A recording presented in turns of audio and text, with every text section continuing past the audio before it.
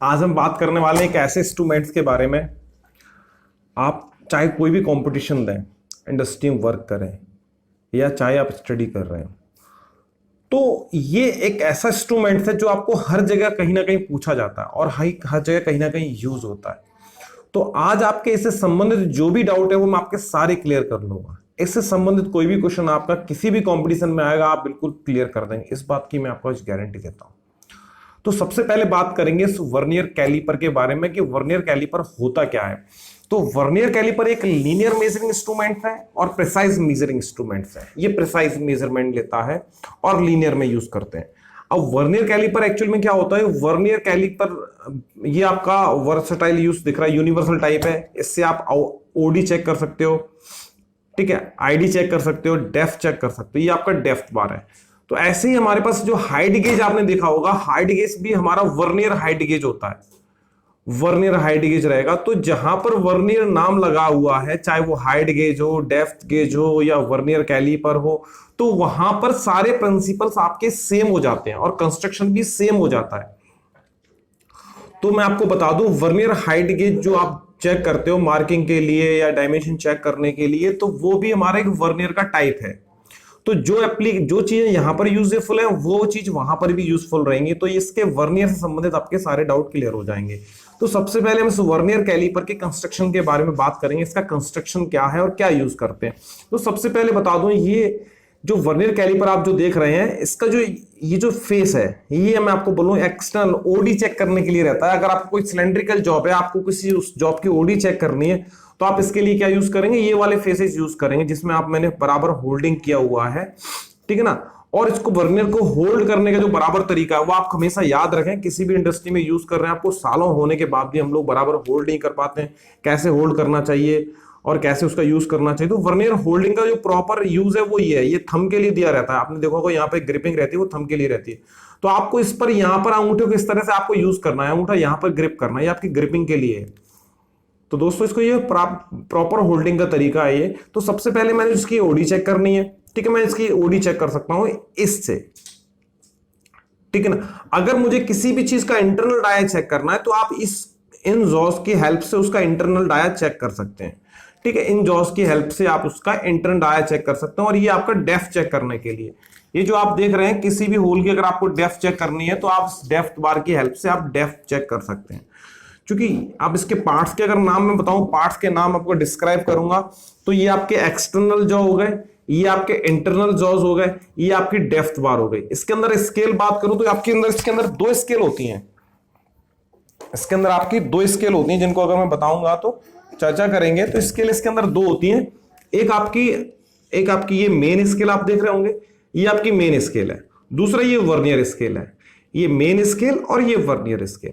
इसमें दो system use करते हैं, एक ब्रिटिश और एक इंचेज, सॉरी मैट्रिक और इंचेज। मैट्रिक में आप देखेंगे तो ये एमएम में सारी डायमेंशन है, और ये इंचेज में। आपको जो सिस्टम प्रीफर करना है वो आप कर सकते हैं। आपका vernier not only in India, whole world में वर्नियर का यूज होता है, होल इंडस्ट्री में यूज होता है। प्रिंसिपल सबके लिए सेम रहते हैं, आपके लिए अलग और उनके लिए अलग नहीं है। अगर हम तो ये इसके पार्ट्स हो गए, ये क्लैंपिंग अरेंजमेंट, इसको क्लैंप करने के लिए, ये होल्डिंग के लिए थंब यहां पर दिया हुआ है, इससे हम उसको होल्ड कर सकते हैं।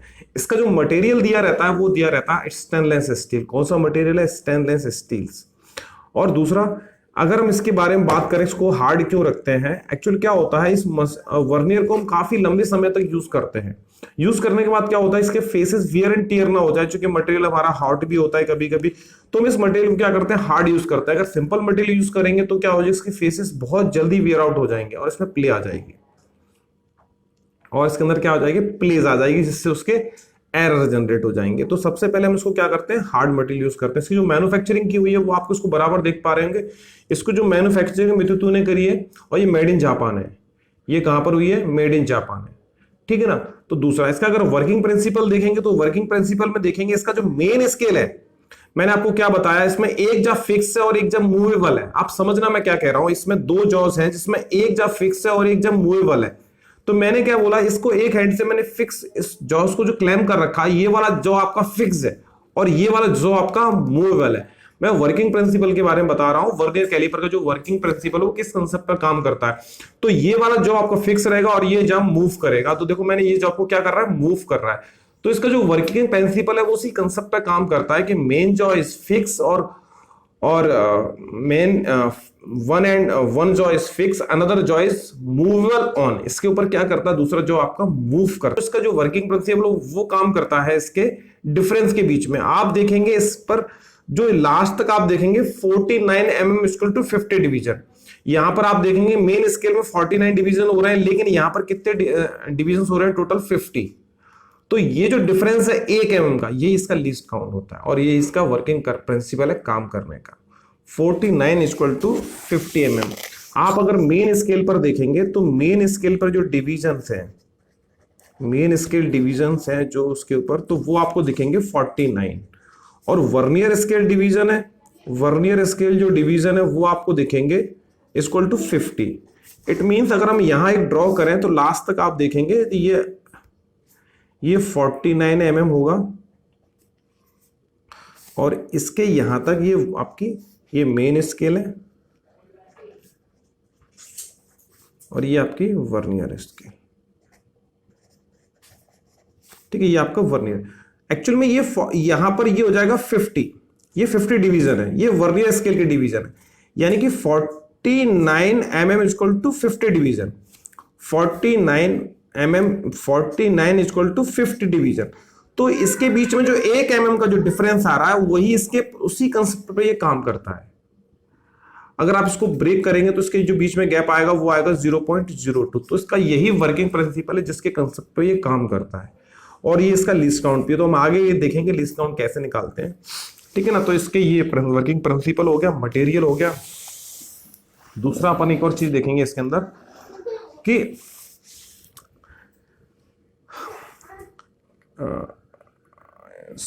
देखेंगे हम इसका वर्नियर कैलिपर का लीस्ट काउंट कैसे निकालते हैं। तो वर्नियर कैलिपर का लीस्ट काउंट निकालने के दो तरीके हैं। एक सिंपल फॉर्मूला जो मैं आज आपको बता रहा हूं, आपको भूलना नहीं है, बहुत सिंपल फॉर्मूला जो मैं यहाँ लिख रखा है, मैं आपको बता देता हूं।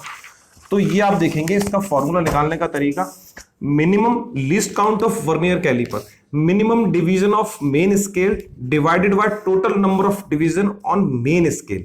और सॉरी, यहाँ मेन नहीं होगा, यहाँ वर्नियर स्केल होगा। Total number of division on vernier scale. तो मेन स्केल पर मिनिमम डिवीजन कितना होगा देख लेंगे हम। तो मेन स्केल में आपको पहले बता चुका हूं, मेन स्केल कौन सा आपका, ये ऊपर वाला जो स्केल है वो मेन स्केल है और ये स्केल कौन सा, वर्नियर स्केल है। तो सबसे पहले मैं यहां देखूंगा इसका जो मिनिमम डिवीजन वो कितना है, 1 mm। ठीक है, अब चूंकि वर्नियर स्केल पे कितना है, मैं क्या बोला, total number of division on vernier scale. तो मेरा वर्नियर स्केल ये है, इस पर टोटल नंबर ऑफ डिवीजन कितने हैं, क्योंकि 0 से 1 तक 5 है, ऐसे 10 डिवीजन है, तो टोटल नंबर ऑफ डिवीजन आपके कितने हो जाएंगे, 50। जब आप इसको डिवाइड करेंगे तो आपको मिलेगा 0.02 mm। अगर माइक्रोन में कन्वर्ट करेंगे तो आपको मिल जाएगा 20 माइक्रोन, 20 म्यूएम। ये इसका लिस्ट काउंट आ गया। दूसरा एक क्वेश्चन इस चीज पे बनता है कि जो आपका लिस्ट काउंट है वर्नियर का, वो डिपेंड करेगा वर्नियर्स के डिवीजन के ऊपर। अगर आपके वर्नियर्स के डिवीजन में कुछ वेरी होता है तो वर्नियर का लिस्ट काउंट भी वेरी होगा। सपोज यहां पर आप देखेंगे, अगर यहां पर आपके डिवीजन्स 20 हैं, टोटल जो वर्नियर डिवीजन्स है वो 20 है सपोज, तो 1/20 इक्वल टू करेंगे तो आपका लिस्ट काउंट मिलता है 0.05 mm।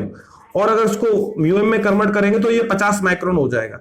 तो ये काफी कंफ्यूजिंग क्वेश्चन है, कभी कभी पूछ लेते हैं कि जो वर्नियर का लिस्ट काउंट है वो किसके ऊपर डिपेंड करता है। तो आपको बता दूं, वो डिपेंड करता है आपकी वर्नियर स्केल के डिवीजन्स पर। इस लाइन को अंडरलाइन कर लें, वर्नियर का जो लिस्ट काउंट है वो वेरी होता है वर्नियर स्केल के डिवीजन्स पर, कम और ज्यादा भी हो सकता है।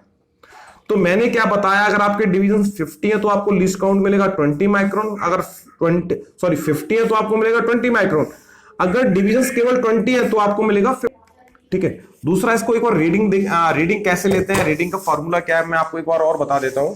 रीडिंग कैसे लेते हैं वर्नियर कैलिपर की,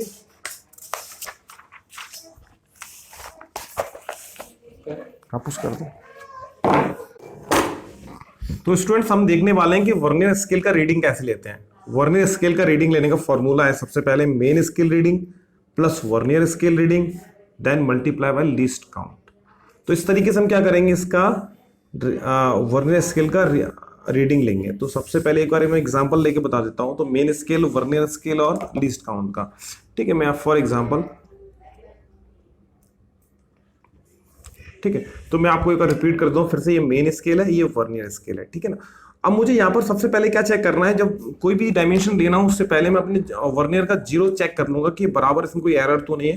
तो फर्स्टली मैंने इसको चेक कर लिया, ये आपका जो स्टार्टिंग वर्नियर स्केल और मेन स्केल का जीरो एक सिंगल पॉइंट पर कोइंसाइड होना चाहिए। तो देखो कोइंसाइड हो रहा है कि नहीं, देखो ये मैं बराबर एग्जैक्ट कोइंसाइड हो रहा है। और लास्ट वाला जो डिजिट है 49 वाला, 49 M equal to 50 divisions of vernier caliper, ये लास्ट वाला लाइन भी एग्जैक्ट कोइंसाइड होना चाहिए। अगर ये कोइंसाइड है तो हमारा वर्नियर में कोई एरर नहीं है, हमारा वर्नियर एरर फ्री है।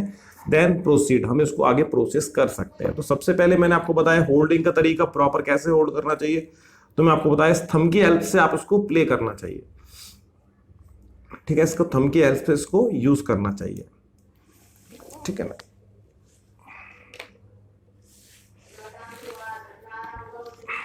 तो मैं एक इसकी ओडी चेक करके आपको बता देता हूँ इसकी डायमेंशन कितनी है, ठीक है ना। एक बार अपन इसकी ओडी चेक करेंगे फिर अपन बताएंगे इसकी डायमेंशन टोटल कितनी है। मैं इन क्लैंपिंग स्क्रू की हेल्प से इसको मैं क्लैंप कर लूंगा, देन इसकी रीडिंग चेक कर लूंगा, ठीक है ना। तो अब इसकी हम रीडिंग चेक कर लेंगे, रीडिंग कितना है। तो सबसे पहले मैंने आपको बोला कि आपको मेन स्केल रीड करना है, फिर आपको वर्नियर स्केल रीड करना है। तो सबसे पहले हम देखेंगे इसमें मेन स्केल कितना आ रहा है।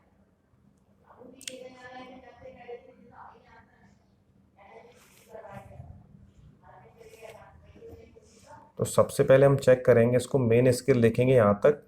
तो यहाँ पर जो टोटल मेन स्केल के डिविडेंस है वो कितने हो रहे हैं, 31 हो रहे हैं। देखो आप 30 और ये 31, ठीक है। तो मैं आपको सबसे पहले मेन स्केल के डिवीजन लिख लूंगा, कितने मेन स्केल डिवीजन कितने हो गए, 31 mm, 0 0, ठीक है। फिर आपका है प्लस, प्लस के बाद कर देंगे अपन vernier scale division plus reading plus least count. अब इसमें सबसे पहले हम देखेंगे कौन सा एग्जैक्टली कोइंसाइड कर रहा है इसमें।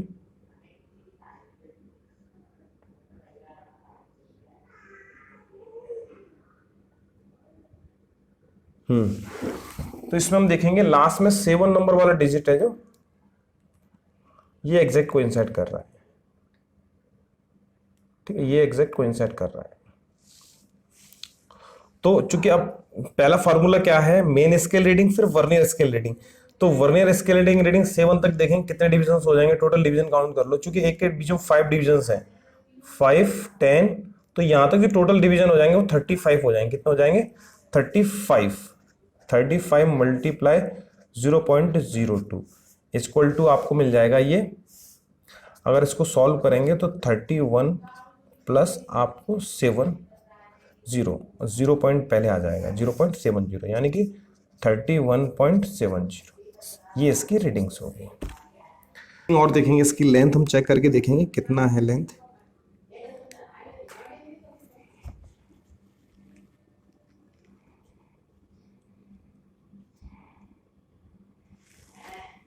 इसका एक फोटो ले लें।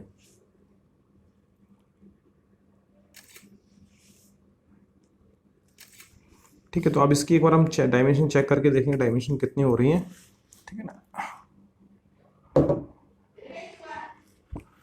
सेम है, एक और तरीका देखेंगे इसमें। तो सेम प्रोसीजर, सबसे पहले मेन स्केल रीडिंग करेंगे। मेन स्केल रीडिंग कितना हो रहा है तो अपन ये पहले देख लेंगे मेन स्केल रीडिंग कितना हो रहा है। तो मेन स्केल रीडिंग अपन सबसे पहले यहाँ देखेंगे। तो अपना के मेन स्केल रीडिंग हो रहा है यहाँ तक, ये काउंट करेंगे तो आपका मेन स्केल जो रीडिंग है वो 62 हो गया, ठीक है। तो अपन क्या कर लेंगे 62.00 प्लस, अब वर्नियर स्केल रीडिंग देखेंगे, वर्नियर स्केल एग्जैक्ट कहाँ कोइंसाइड हो रहा है वो अपन देख लेंगे इसमें।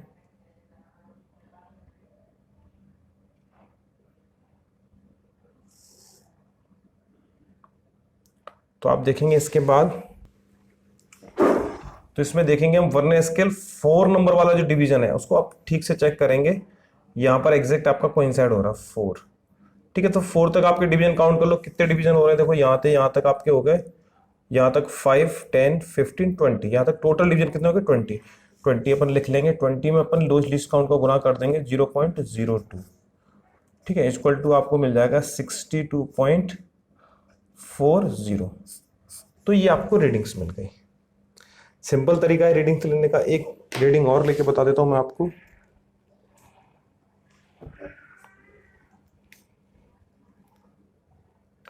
एक इसकी हेड की ड्राइंग्स, एक रीडिंग और लेंगे हम इसकी, इसको क्लेम कर लेता हूँ मैं।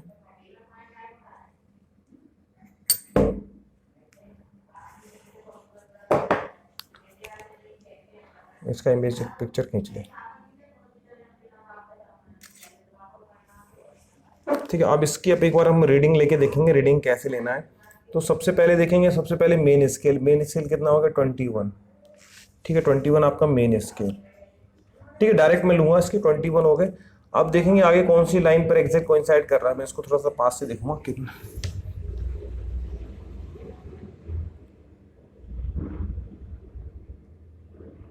इसके 8 डिजिट के बाद जो 8 नंबर आपको दिख रहा है, जो 8 लिखा हुआ है, उसके सेकंड नंबर वाला लाइन एग्जैक्ट कोइंसाइड कर रहा है।